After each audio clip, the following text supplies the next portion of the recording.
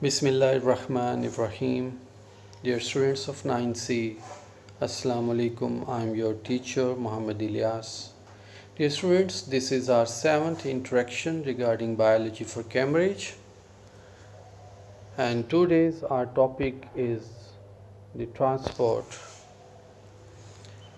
From your book, The Practical Biology, a course for O level, chapter number 7, and according to CI syllabus, the topic number 7. Our objectives are as follows. Dear students, we will be able to understand the practical procedure and solve the questions given in the practical book or journal. And we will focus on the circulatory system as a system of tubes, pumps, and the valves to ensure one-way flow of the blood. Secondly, we will focus on the structure of the blood vessels, arteries, and the veins, observations made under light microscope. And thirdly, we will observe the chambers of the heart, valves, and the structure of these chambers and the valves. So these are our objectives for today's session.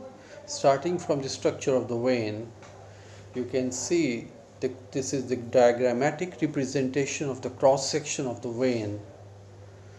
The thin outer wall, the thin layer of muscles and elastic fibers are present, endothelium, and large central lumen through which the blood flows. There is another illustration of the structure of the vein.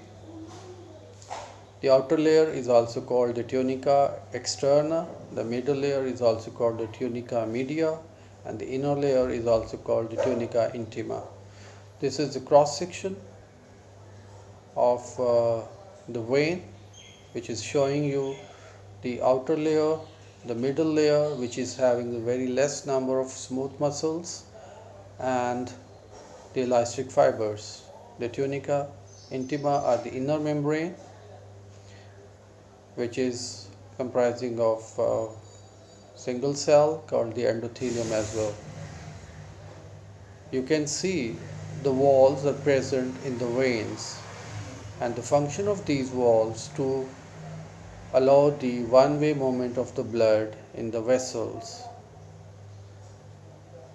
Now we are focusing on the structure of the artery. You can see the tunica externa, the outer membrane of the artery, the middle membrane, the tunica media, which is having smooth muscles, and these smooth muscles are covered by external and internal elastic membrane, and then endothelium, the inner layer of the artery. Now we are going to find the differences between artery and the vein. You can see the both are having the outer layer, the both are having the muscles layer, but the muscles of the artery are much bigger than the muscles in the vein. Elastic fibers or layer is present in the artery, and the valves are present in the vein only, and then you can see the inner layer. The both arteries and the vein are having inner layer. There is an illustration for the differences between artery and the veins. Direction of the blood flow: arteries carries from the heart to the body, while the veins carries the blood back to the heart. Oxygen concentration: carry oxygenated blood except the pulmonary artery, while the veins carry deoxygenated blood except the pulmonary veins. Anatomy: thick outer walls, elastic and muscles layer, while the veins are having thin outer walls, elastic and muscles layer are less. Location: arteries are found deeper in the body, while the veins are found closer to the skin. Walls: arteries are not having walls, while the veins are having the walls.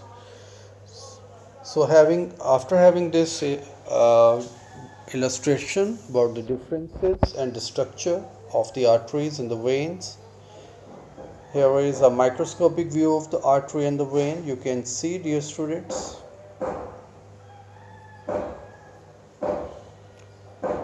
the outer layer is present both in the arteries and the veins, but the main difference is the smooth muscles. The arteries are having much heavier and bigger smooth muscles, while the veins are having less thin smooth muscles.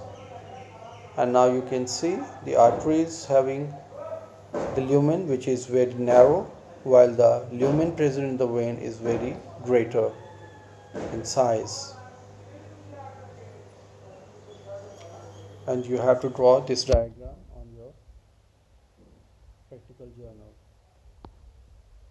After having this view, now we are moving towards the